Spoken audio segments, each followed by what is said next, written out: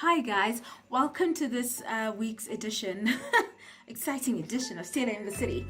I'm wearing glasses because today we're going to be talking about very important stuff.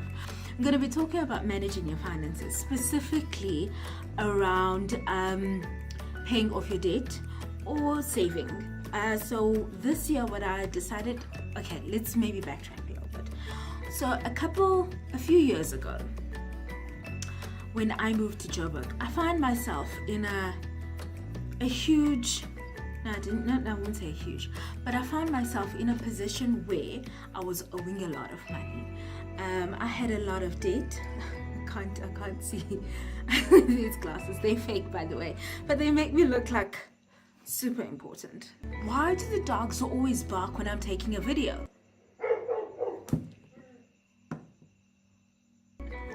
Hopefully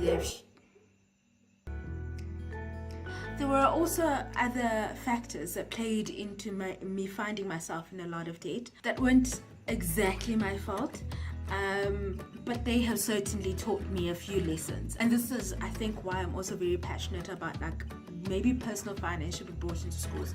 But what do I know? I don't have kids, so I don't know what the school syllabus is. I've got 6 pointers that I sort of figured out as I was trying to pay off my debt. The first thing was that I got an Excel spreadsheet. You need to get yourself an Excel spreadsheet or a good book. So my mother used to have a little black book where she used to write all of her expenses. The unfortunate thing with a good book is that every month you have to write down all of your expenditure. You have to write down your revenue or your income or whatever, your salary or whatever. But with an Excel spreadsheet, it's already pre-populated. All you just need to do is to copy and paste on the next column. So January 2019, you write down everything, and then February 2019, and it goes on and on and on. So you can just literally highlight and drag onto the next month. So that is first tip. Get yourself an Excel spreadsheet or get yourself a good book. Number 2, list all of your debts or your wish list, because in my case this year I want to start saving. It's been a bit of a difficult time in South Africa, at least for me. And let me not say all South Africans maybe experienced this, but certainly over the last 2 years, because of the volatility of the rand, because of the political situation, which obviously impacted how the rand was doing. Petrol prices kept on going up, and food prices kept on going up, and pretty much all prices across the board went up. So I found myself in a position where I wasn't able to save as much as I could. I did save money, but I also spent it on my education. So now it's about saving money, not just to spend it on my education, but it is to also save money for the long term, and also other things that I want to achieve during this year. I'm not a person now that I bump ahead. I don't necessarily want to get into debt unnecessarily. Okay, so with all of that in mind, you list all of it. You have to be very honest with yourself. I think be aware of the fact, or keep cognizant of the fact, that no one else is going to view the spreadsheet other than you. So what I did was I went and I called every single last one of my creditors, and I said, what is my outstanding balance now? Okay, so an example, Ellerins, I owe you 12,000 rands. Okay, so when am I gonna finish paying this off? So I armed myself with all the information, every single last one of my debt. And then I said, okay, firstly, should I look at it from an installment perspective, as in how much is the highest installment, and tackle that first? Or do I look at the one with the highest interest and tackle that first? Or look at the one that I'm going to be paying off the quickest? So say one credit card, I had maybe 8 months outstanding. Just an example. So I said, maybe let me focus on that 8 months, and then once that 8 months was up, I took that amount of money, I put it back into another debt. So if it was Illerins and I was paying 500 rands on Illerins, and then I had 3 months left to pay on Illerins, so I took that 500 rands and then I would go and pay, I don't know, town talk. Add that, and then that would make the debt come down faster. First and foremost, before you even have your Excel spreadsheet, I think number one is to have your have goals.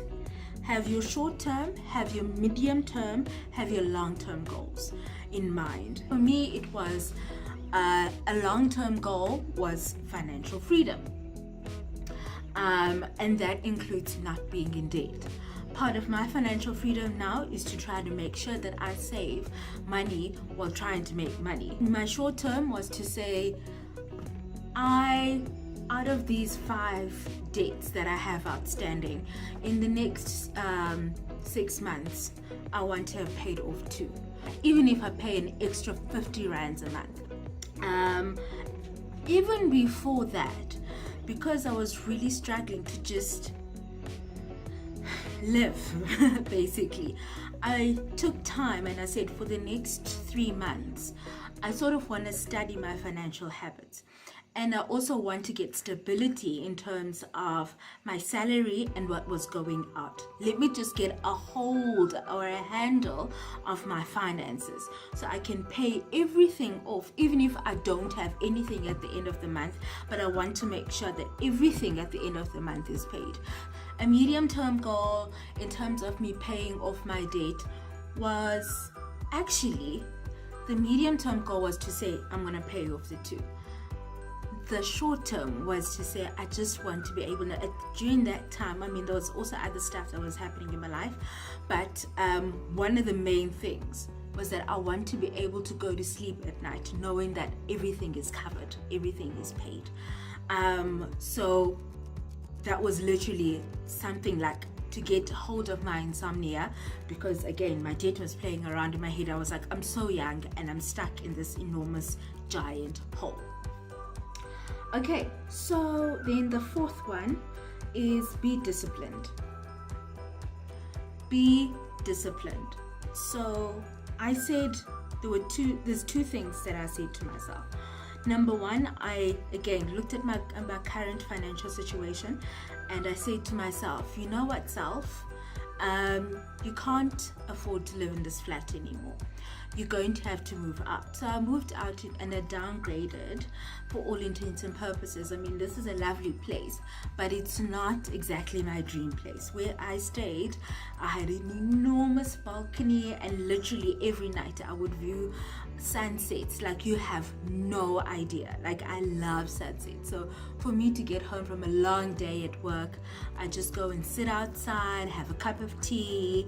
So it was cheaper, and the little bit that I had left over, and it was also closer to work, so I said I'm gonna save on petrol. So those little things that I was like, I'll be saving 50 rand here, I'll be saving 200 rand there, I'll be doing this, so let me move. And then when I look at it in totality, I'll be like, whoa, I can save 500 rand, for example, here. And then I said to myself, I'm not gonna go out with my friends. I'm somewhat of a social person, but not really. I don't know what I am. But I just said I'd rather not go out with friends, even if we're going out for a movie. I'm not going to do it because I need to be disciplined. If I was going to pay 100 rand, that 100 rand needs to go and pay off a credit card. That's Excel spreadsheet, regularly updated. Make sure that every month you update it, you re-look. Okay, your salaries is gonna be fairly stagnant, right? But maybe your food bill this month was a lot more. Maybe you helped a family member with some money. Maybe you donated somewhere. But just make sure that anything that sits outside of your normal your expenditure list, included in that, so that you're able to track and see what your financial movements are, and you can adjust where you need to and where necessary.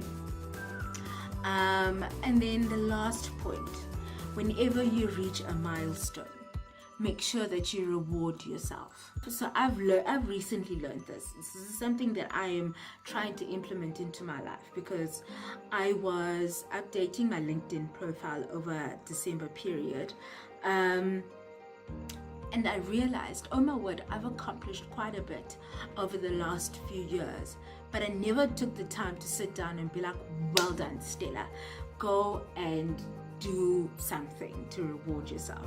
And a friend of mine also had actually raised that with me, and she's like, you have to make sure that you reward yourself, even if you go and take yourself out for an ice cream. And also to remember that you're supposed to be living life.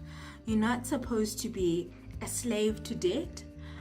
Supposed to be enjoying as much as you can of life. So always ensure that you reward yourself once you've reached a milestone.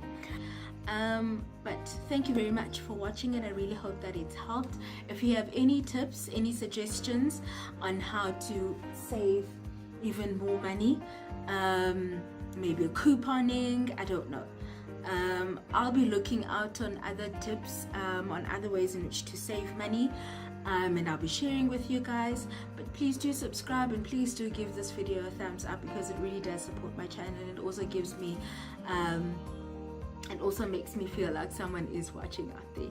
So keep well, and let's do this.